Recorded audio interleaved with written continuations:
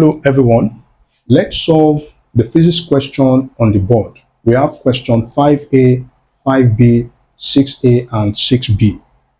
And I read, 5A, differentiate between plane polarization and interference as applied to waves. 5B, list two uses of Polaroids. So for 5A, to differentiate between plane polarization and interference as applied to wave. Of course, when we talk about wave is any disturbance produced as a result of repeated periodic vibrations of the particles of a medium, or it can be defined as a self-sustaining disturbance of a medium, which can travel through the medium by transporting energy and momentum from one point to another. That is the case where we talk about water waves, that is wave on water surface. When a pebble is thrown into still water of a pond, ripples are produced. This is what we call ripples. Ripples are produced which expand outward, okay, which expand outward from the center of disturbance in the form of ever widening concentric circles. So we have, this is the pebble, okay. When we throw a pebble into a still water of a pond, it means that the agent of disturbance, which is the pebble, will transfer energy from one point to another. So it also means that wave can be defined as the transfer of energy from one region of space to another. So or we can define wave as any disturbance from an equilibrium condition, okay, that propagates from one region of space to another. So to differentiate between plane polarization and interference, let's not forget that polarization and interference are two out of the 5 major properties of waves. For O level, we have more than 5 properties of waves. Okay, now, and also a wave is characterized by its wavelength, amplitude, and phase angle. So characteristics of waves, properties of wave, we have two different things in this case. So a wave is characterized by its amplitude, frequency, and phase angle. But when it comes to properties of wave, we have reflection, refraction, interference, polarization, and diffraction. Okay. All right. So to differentiate between plane polarization and interference, of course, we know that polarization is a confinement of wave to a single plane perpendicular to the direction of propagation. Okay, so which means for a wave to be polarized, because there's what we call polarizer, okay, it utilizes a phenomenon, the phenomenon known as selective absorption, and selective absorption will transform an unpolarized light into polarized light. That's what so which means when it comes to plane polarization is when we have confinement of wave vibrations to a single plane, okay, perpendicular to the direction of propagation. So, but for interference is when we have two wave trains from a source moving in a particular direction. When the two wave trains from the source or from this source, okay, overlap or superimpose upon each other, resulting in what we call modification of that's modification of what? Intensity. That is, it will bring about increase in intensity of the resulting wave. All right. Okay. So let's answer question 5A. Okay. Solution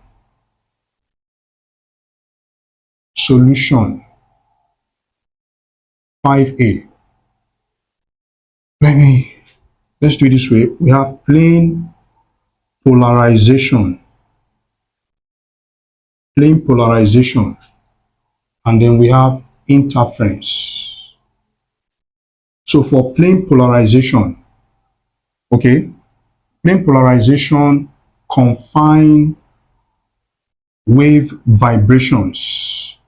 It confines wave vibrations to a single plane, okay, perpendicular to the direction, of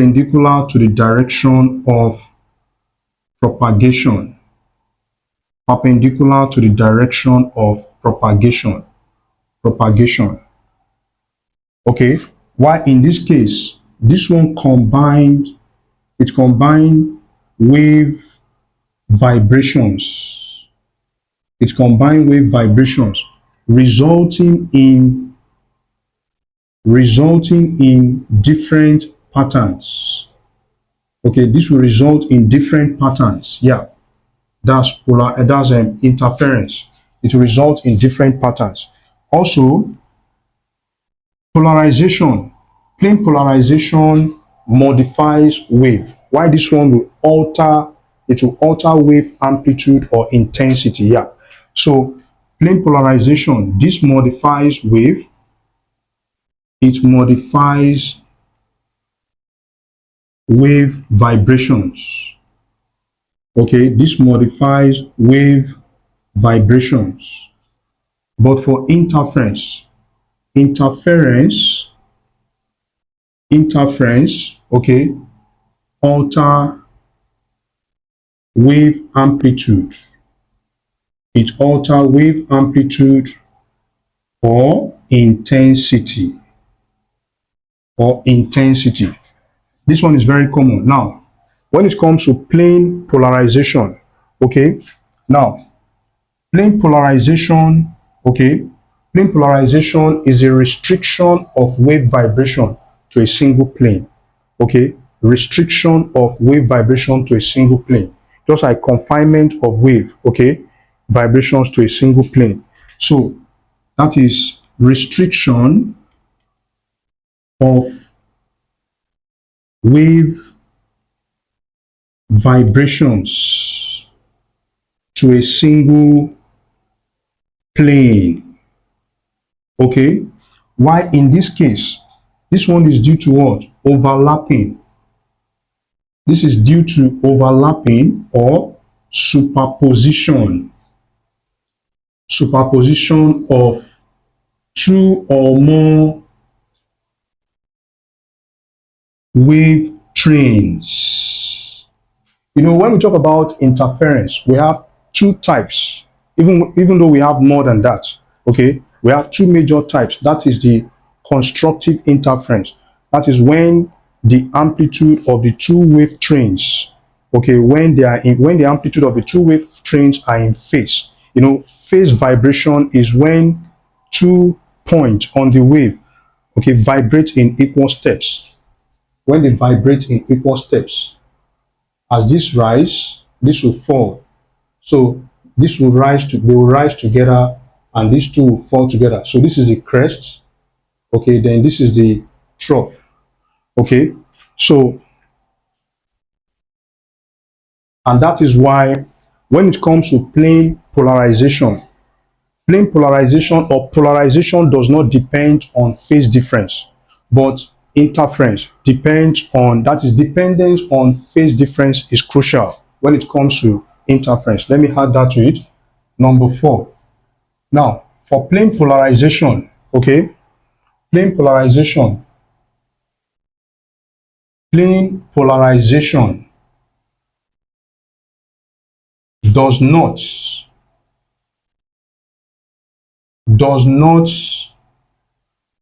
depend on phase difference or path difference. Okay, path difference. Then for interference, okay, like I said, dependence on path or phase difference. Dependence on path or phase difference is crucial. Just like I said that when it comes to constructive and destructive interference, when the amplitude of two wave trains are in phase, okay, they what? They will add up. So when they add up, that will not result into increase in the intensity of the what? Of the resulting wave. Or it will now result in the increase in the amplitude of the resulting wave. Just like when we talk about constructive interference, when crest of one wave falls on the crest of another wave, that is, they are coming from the same source, the two waves emanate, okay, or they originate from the same source. So let's say this is W1 and this is W2. So the crest of W2 falls on the crest, or yes, falls on the crest of that's W1 falls on W2. Okay, then trough falls on trough, or we can say crest meets crest. Okay, but when crest meets trough, that is when we talk about destructive interference. So in this case, when they are in phase, they add up. Okay, and this will bring about what? This will bring about that's a single wave, that is a bigger wave, okay, whose amplitude, that is the resultant amplitude, will be equals to the sum of the individual amplitude, that is the amplitude of the individual waves. That is, let's say the amplitude of this is A2 and the amplitude of this is A1. So the resultant amplitude will be A1 plus A2. But in the case of destructive interference, the resultant amplitude of the resulting wave will be equals to the difference of their amplitudes. All right, so, and for destructive interference, we have this guy. We have it this way. This is destructive interference. Okay, all right, so then again, plane polarization. Plane polarization apply apply to applies to a transverse wave. That is, it applies to transverse wave, transverse waves. Example, light wave, infrared, and so on. And we know that transverse wave is a type of wave whose vibration of the particles of the medium about a mean or fixed position is perpendicular or at right angle to the direction of propagation of the wave. And when we talk about electromagnetic wave is a wave which consists of electric field and magnetic field oscillating or vibrating perpendicular to each other and to the direction of propagation. All right, so now, this one applies to transverse wave, but in the case of interference applies to all types of wave,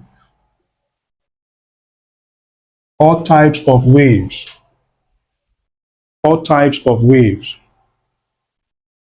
I can give more than this, but I think this is okay. Yeah. All right. So now we have, okay, let's do this way. This is Roman numeral 1. This will be Roman numeral 2. This will be Roman numeral 3. This will be Roman numeral 4. And then Roman numeral 5. List two uses of Polaroids. Polaroids. Okay. Polaroids can be used in sunglasses. Okay, to reduce glare. Okay, that's to reduce glare in reflective surfaces such as road. Okay, that's to reduce glare from reflective surfaces. Okay, then also it can be used in photography also to reduce glare, to control, that is to enhance to enhance color and to control reflection. Then it can also be used in LCD displays. That is, in that case, it can be used to improve contrast, and also it can be used to improve contrast. Yes, in the case of LCD display. Yeah. Then it can also be used in optical instrument like telescope, microscope to reduce glare in optical instruments. Laser technology, okay? Laser technology to control the polarization of laser beam. Scientific research. In scientific research, to study the polarization of materials. 3D, 3D, what's it called? 3D glasses, okay? When it comes to 3D glasses, that is when we talk about where it will be that it will bring about filtering of images for each eyes, okay, because that will be used in cinemas, okay, it is used in movies, and it filters image for each eye. Okay, so let's do it this way. So use of Polaroids. This is 5B. Uses of Polaroids. Use of Polaroids. Let me write 5. Number 1, LCD displays. LCD display. LCD display to improve contrast. Okay. Then Roman numeral 2. Roman numeral 2. Sunglasses. Sunglasses to reduce glare. Okay, to reduce glare. Roman numeral 3. Roman numeral 3. Laser technology. Okay, to control polarization of laser beam. Laser technology. Then optical instruments to reduce glare in optical instruments. To reduce glare in optical instruments. Then we can also use it in okay, scientific research.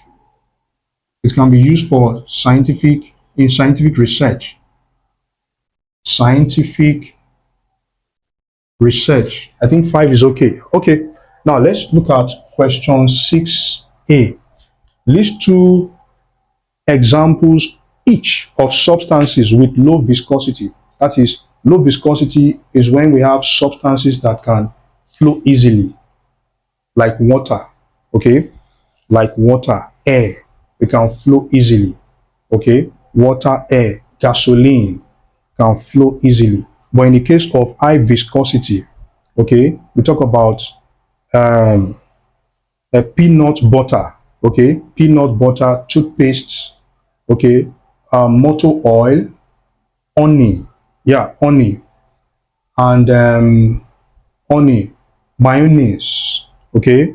These are examples of substances with high viscosity. Let's do more than 2 for this also. So we have low viscosity substance. Low viscosity substance. So we have, like I said, we have water. This has low viscosity. Low viscosity. Okay. Water, air, acetone, yes, acetone. Acetone has low viscosity. Acetone, acetone. Gasoline has low viscosity. Gasoline. Then for Roman numeral 2, high viscosity substance. High viscosity substances.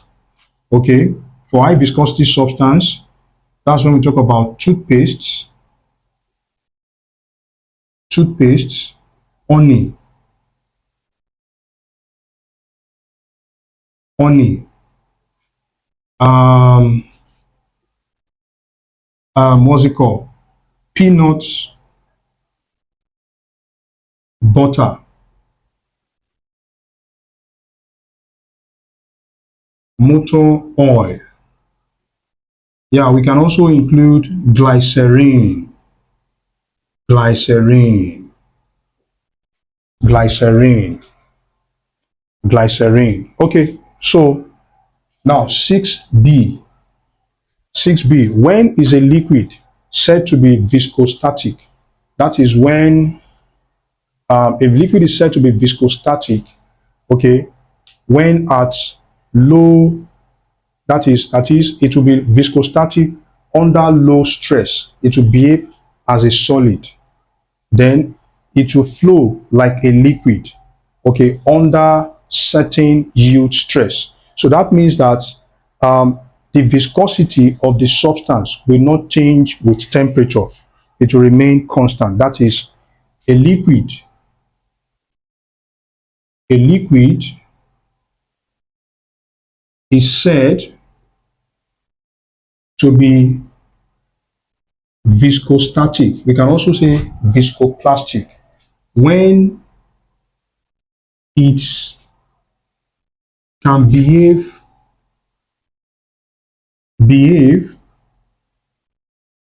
or when it can behave like a solid under low stress, but flows like a liquid, under certain yield, stress, under certain yield stress. Okay, under certain yield stress. So, which means that therefore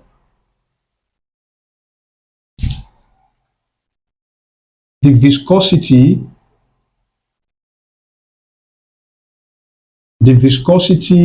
of the liquid, okay, the viscosity of the liquid will not change,